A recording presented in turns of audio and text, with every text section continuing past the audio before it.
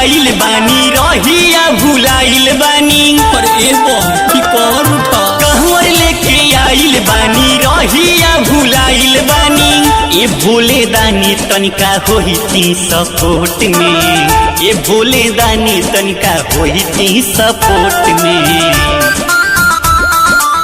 दिल्ली से आहवे में पियावा पकड़ाइल कोरोना रिपोर्ट में दिल्ली से आहवे में पियावा पकड़ाइल कोरोना रिपोर्ट में। सभी कंवरिया संघ से मेरा अनुरोध है कि आप लोग एक दूसरे से दूरी बनाकर रहें, क्योंकि पूरे देश में कोरोना का महामारी चल रहा है।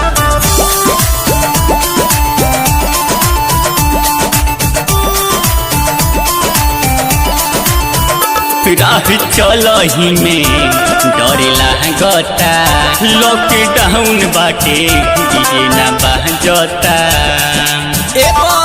तनी साथी बदल के चिलम चढ़े। राह चलही में डरेला गता लॉकडाउन बाटे ये ना बाजता केहू के साथ केहू जाए ना रूट में केहू के साथ केहू जाए ना रूट में तनी दूरी बना के हो। दिल्ली से आहवे में पियावा पकड़ाइल कोरोना रिपोर्ट में दिल्ली से आहवे में पियावा पकड़ाइल कोरोना रिपोर्ट में।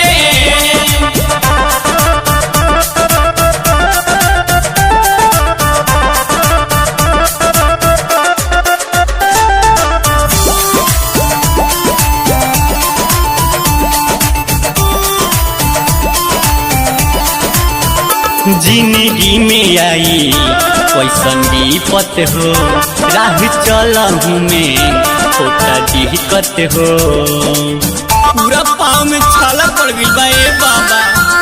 जिंदगी में आई कैसन विपत हो राह चलहू में होता दिक्कत हो चांदी बेला राहुल बाड़े राजकोट में चांदी बेला राहुल बाड़े राजकोट में